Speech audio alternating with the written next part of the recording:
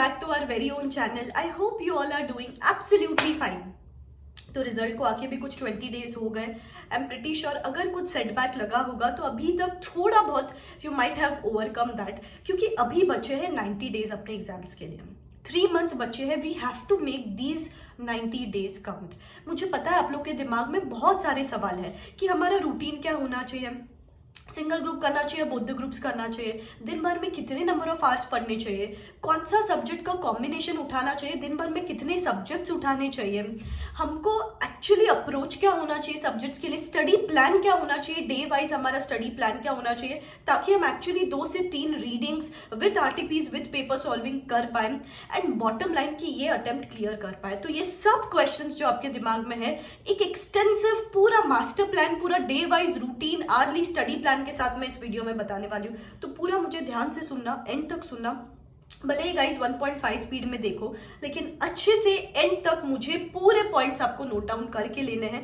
थोड़ा मेरी आवाज इग्नोर करना, थोड़ा कोल्ड हुआ है मुझे, लेकिन ये वीडियो आज जाना जरूरी था बिकॉज आपका एक एक दिन वेस्ट हुए जा रहा है. एंड बहुत सारे स्टूडेंट्स मुझे रिक्वेस्ट कर रहे थे इसी के लिए, एंड ऐसे ही बहुत सारे वीडियोस गाइस चैनल पे मैं डालती रहूंगी. तो चैनल को सब्सक्राइब करके रखना, बेल आइकॉन हिट करके रखना.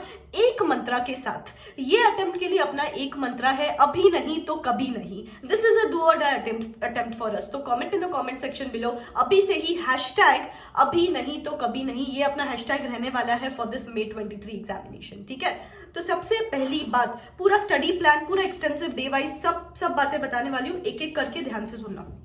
सबसे पहली बात है रूटीन. यू नो गाइज, ये चीज ना गांठ बांध लो कि routine in an intelligent man is a sign of some seriousness. अगर आप आपके गोल्स को लेकर सीरियस हो तो आपका एक प्रॉपर रूटीन डिजाइन होना चाहिए.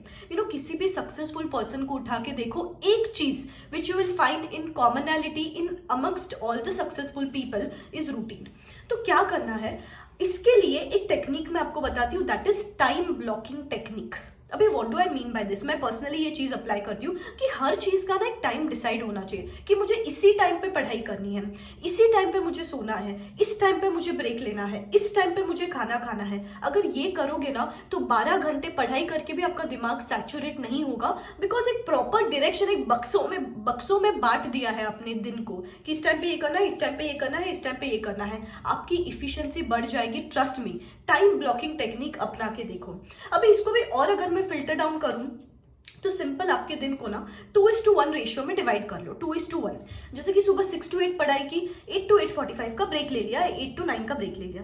फिर उसके बाद 8:45 to 10:45 की पढ़ाई की, 10:45 to 11:30 का ब्रेक ले लिया. 11:30 to 1:30 की पढ़ाई की, 1:30 to 2:15 का ब्रेक ले लिया. 2:15 to 4:15 की पढ़ाई, 4:15 to 5 का ब्रेक. 5 to 7 की पढ़ाई, 7 to 7:45 का ब्रेक.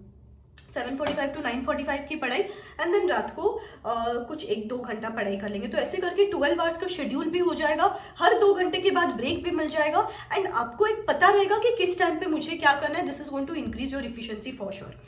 अगला सवाल आता है कि मैम अगर बोथ द ग्रुप्स दे रहे हैं तो कितने नंबर ऑफ आवर्स पढ़ना चाहिए. I would recommend if you are giving both the groups and अभी 3 ही महीने बचे हैं अपने एग्जामिनेशंस के लिए, तो 12 to 14 आवर्स पढ़ना चाहिए. एंड अगर सिंगल ग्रुप दे रहे हो तो 10 to 12 आवर्स पढ़ना चाहिए. क्यों बोल रही हूँ, क्योंकि मिनिमम 3 रीडिंग्स तो करने ही है, उसके लिए अभी से स्टडी आवर्स अपने को बढ़ाने पड़ेंगे. So this is a very important point, that is routine. Secondly, ma'am single group दे या बोथ द ग्रुप्स दे, गाइज यहाँ पे कोई इमोशनल कॉल्स नहीं लेने हैं. मैम मैंने तो सोचा था मैं इस बार बोथ द ग्रुप्स दूंगी, मैंने तो लास्ट अटेम्प्ट स्किप किया था यही सोच के कि इस बार बोथ द ग्रुप्स दूंगी. ठीक है गाइज, डिजायर्स एक जगह पे, अपनी फैंटेसी एक जगह पे है, but we need to be practical and rational about our current situation. Ma'am कैसे डिसाइड करें, सिंपल एक बेंचमार्क रखते हैं. अगर आप फ्रेशर्स हो, जैसे कि फर्स्ट टाइम ये एग्जामिनेशन दे रहे हो, एंड अगर अभी तक आपके क्लासेस खत्म हो चुके हैं, तो 3 महीने में अपन बोथ द ग्रुप्स दे सकते हैं, कोई दिक्कत नहीं है. और अगर अभी तक आप क्लासेस देखने ही वाले हो कमिंग 1.5 मंथ, तो मैं आपके लिए रेकमेंड करूंगी सिंगल ग्रुप. अभी अगर काफी सारे लोग ऐसे ना जो बीच में होते हैं कि मैम शायद हमारा 15th 20th 25th फेब तक ये क्लासेस खत्म हो जाएंगे, आपके केस में आप एक ग्रुप करो, दूसरे 2 सब्जेक्ट में एग्जामिशन कर लो, दूसरे ग्रुप के 2 सब्जेक्ट में एग्जामिशन एम कर लो. ठीक है, इस हिसाब से क्लियरली बाइफर्केट करेंगे. और अगर आप रिपीटर्स हो और लास्ट एग्जामिनेशन में आपको रिस्पेक्टिव दोनों ग्रुप्स में 1 180 प्लस मार्क्स मिले हैं तो वापस बोथ द ग्रुप्स की तरफ जा सकते हो। तो रिपीटर्स के लिए ये फंडा है, और जो फर्स्ट टाइम एग्जाम्स दे रहे हैं उसके लिए क्लासेस बेंचमार्क है। सिंपल रखेंगे अपन, प्रैक्टिकल रखेंगे अपन, ठीक है। This is the second step. Next point आता है कि अपने को दिन भर में कितने सब्जेक्ट्स उठाने हैं। आई जनरली रेकमेंड कि we need to pick up 2 subjects, and ये भी 2 सब्जेक्ट रहेंगे, एक थियोरी एक प्रैक्टिकल, ताकि मोनोटनी ना फील हो और एक बैलेंस मेंटेन रहे। अभी इसमें भी ना मैं आपको एक इक्वेशन बताती हूँ। हर स्टूडेंट, किसी भी स्टूडेंट को उठा के देखो, उनका ना दिन भर में कोई स्लॉट बहुत प्रोडक्टिव रहता है और कोई स्लॉट बहुत ही अनप्रोडक्टिव रहता है। मेरा एग्जांपल लेके आपको एक्सप्लेन करती हूँ।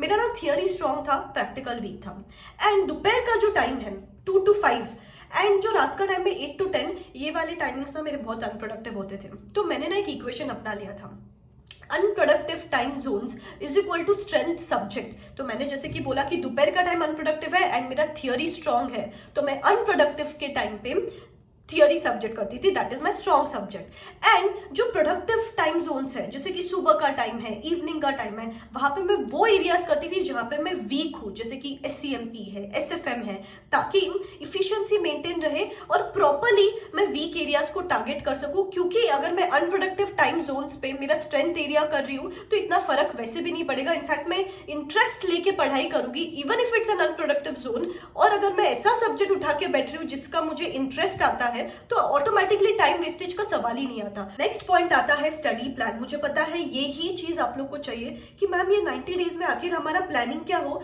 जिसमें प्रॉपर 2 से 3 रीडिंग्स, 2 से 3 पेपर सॉल्विंग, RTP सब कुछ हो जाए। तो प्लीज ये ध्यान से सुनना, this is very properly drafted and अभी आपको नोट डाउन करने की जरूरत नहीं है। ये पूरा शेड्यूल मैं मेरे टेलीग्राम हैंडल पे डाल दूंगी, अभी आप बस अच्छे से सुनो इसको। क्या करेंगे, लेट्स से CA फाइनल का बोथ द ग्रुप्स का शेड्यूल बताती हूँ मैं। 1st Feb to 12th Feb daily basis 7 hours for SFM, 7 hours for law. और अगर आप इंटर के हो तो 1st Feb to 12th Feb daily basis 7 hours for account, 7 hours for law. एक थियोरी एक प्रैक्टिकल हो गया। क्या किया अपन ने, हर सब्जेक्ट को 7 आवर्स इंटू 12 डेज 84 आवर्स मिल गए।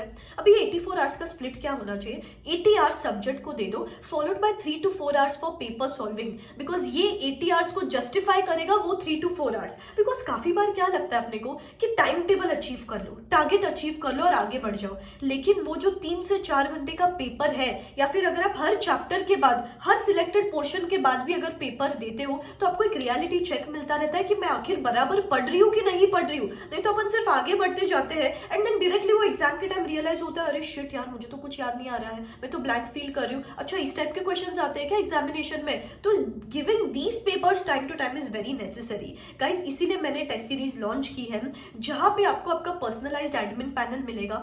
एक ही जगह पे सारे क्वेश्चन पेपर, सारे आंसर शीट, सारे सजेस्टेड आंसर्स एक ही जगह पे मिलेंगे। बिकॉज जैसे let's say in the month of April if you want to turn back and see कि मैंने इस चैप्टर में क्या गलती की थी, इस एरिया में क्या गलती की थी, तो आपको एक सब कुछ चीज एक साथ मिल जाएगी, ताकि आपके लिए एग्जामिनेशन के टाइम पे आपकी गलतियां सामने हो and you don't repeat those mistakes during your examinations. आपको आपका इवैल्यूएशन रिपोर्ट मिलेगा जहां पे पूरा आपका चिट्ठा रहेगा कि मेरे स्ट्रेंथ्स क्या है, वीकनेस क्या है, इन चीजों पे मुझे काम करना जरूरी है। 2 से 3 दिन में पेपर चेक करके मिलेगा। एक्सट्रीमली अफोर्डेबल प्राइसेस है टेस्ट सीरीज के गाइस। एक शेड्यूल बनाया है मैंने टेस्ट का, आप वो फॉलो कर सकते हो, नहीं तो आप आपके हिसाब से भी, आपके शेड्यूल के हिसाब से भी ये टेस्ट दे सकते हो, बट टेस्ट देना है so that time to time you realize कि मेरी गलतियां कहाँ हो रही है। गाइस लास्ट टाइम भी मैंने टेस्ट सीरीज लॉन्च की थी, इतने अच्छे रिव्यूज मिले मुझे, इतने अच्छे फीडबैक्स मिले। रिजल्ट के दिन पे literally students were crying and calling me कि ma'am just because we gave test series we were able to clear after the streak of attempts, because it's necessary. सिर्फ शेड्यूल फॉलो करना is not mandatory, आपको उसके साथ time to time खुद को test करते रहना है, ठीक है। तो 12th Feb तक ये करेंगे। 13th of Feb to 24th of Feb daily basis 7 hours for FR, 7 hours for audit. Same similar fashion में 84 hours followed by paper solving. And अगर आप इंटर के हो तो टैक्सेशन एंड कॉस्टिंग 24th तक। फिर उसके बाद 25th of Feb to 5th of March daily basis 9 hours for SCMP and 5 hours for law revision, ठीक है। तो SCMP तो फर्स्ट टाइम कर रहे हैं इसलिए 9 आवर्स दे रही हूँ, और उसके साथ 5 hours for law revision. Law revision करेंगे with current year RTP, previous two attempt RTPs, और एक पेपर पूरा सॉल्व करेंगे। और अगर आप एडवांस, अगर आप इंटर के हो तो एडवांस अकाउंट्स करेंगे for 9 hours, side by side 5 hours for law revision.